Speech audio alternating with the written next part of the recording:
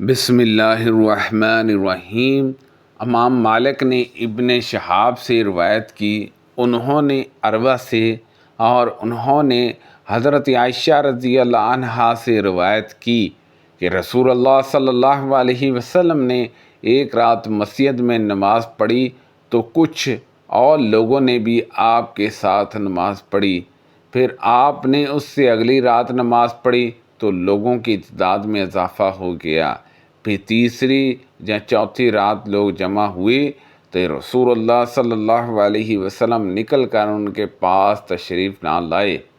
جب صبح ہوئی تو آپ نے فرمایا، جو تم نے کیا میں نے دیکھا، مجھے تمہارے پاس آنے سے اس کے سوا کسی چیز نے نہیں روکا کہ مجھے ڈر ہوا کہیں یہ نماز تم پر فرض نہ ہو جائے۔ عروہ یا ان کے بعد کے کسی راوی نے نہیں کہا اور یہ رمضان میں ہوا۔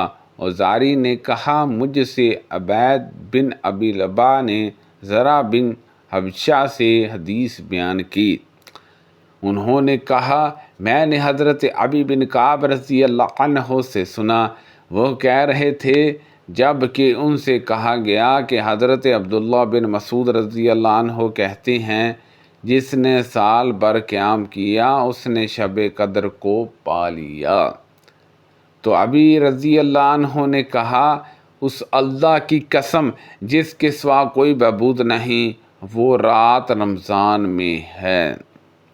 وہ بغیر کسی استثناء کے حلف اٹھاتے تھے، اور اللہ کی قسم میں خوب جانتا ہوں وہ کون سی رات ہے۔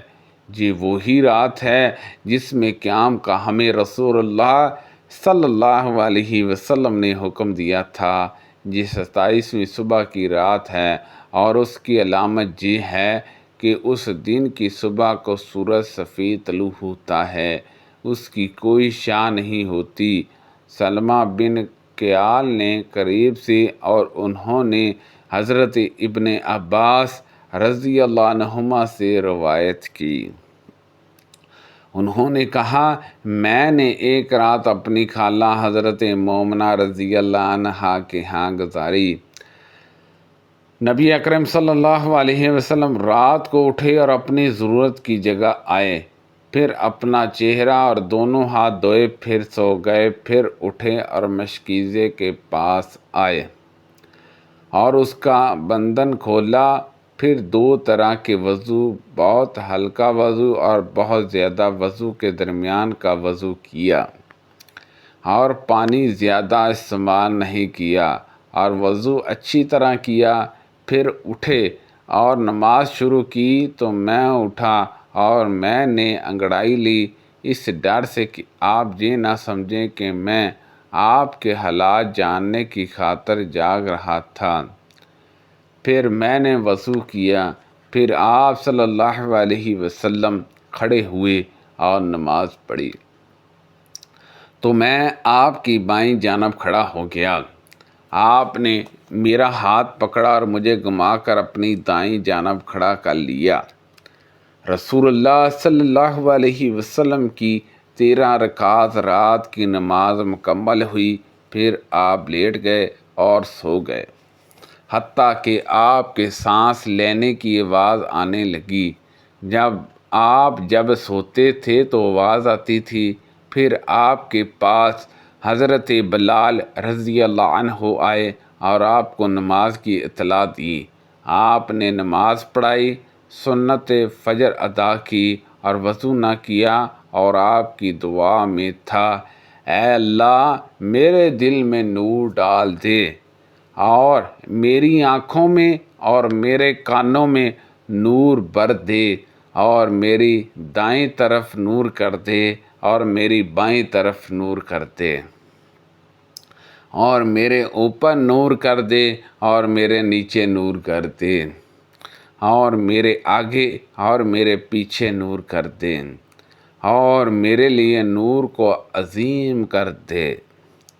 حضرت ابن عباس رضی اللہ عنہما کے شاگرد قریب نے بتایا کہ ان کے علاوہ مزید 7 چیزوں کے بارے میں دعا مانگی تھی، جن کا تعلق جسم کے صندوق، پسلیوں اور ارد گرد کے حصے سے ہے۔ میری ملاقات حضرت عباس رضی اللہ عنہ کے ایک بیٹے سے ہوئی تو انہوں نے مجھے ان کے بارے میں بتایا۔ انہوں نے بتایا کہ میرے پٹھوں، میرے گوشت، میرے خون، میرے بالوں اور میری کھال کو نور کر دے، اور بھی چیزیں بتائیں۔ حضرت امام مالک نے مخرمہ بن سلیمان سے اور انہوں نے ابن عباس رضی اللہ عنہما کے مولا قریب سے روایت کی کہ حضرت ابن عباس رضی اللہ عنہما نے انہیں بتایا کہ انہوں نے ایک رات ام المومنین مومنہ رضی اللہ عنہا کے ہاں گزاری جو ان کی خالہ تھی، تو میں سہرانے بستر کے عرض میں لیٹتا اور رسول اللہ صلی اللہ علیہ وسلم اور آپ کی اہلیہ اس بستر کے طویل لمبائی میں لیٹے۔ رسول اللہ صلی اللہ علیہ وسلم سو گئے جہاں تک کہ آدھی رات ہوئی، جہاں اس سے تھوڑا پہلے یا تھوڑا بعد کا وقت ہوا تو رسول اللہ صلی اللہ علیہ وسلم بیدار ہو گئے اور اپنے ہاتھوں کے ساتھ اپنے چہرے سے نیند زائل کرنے لگے۔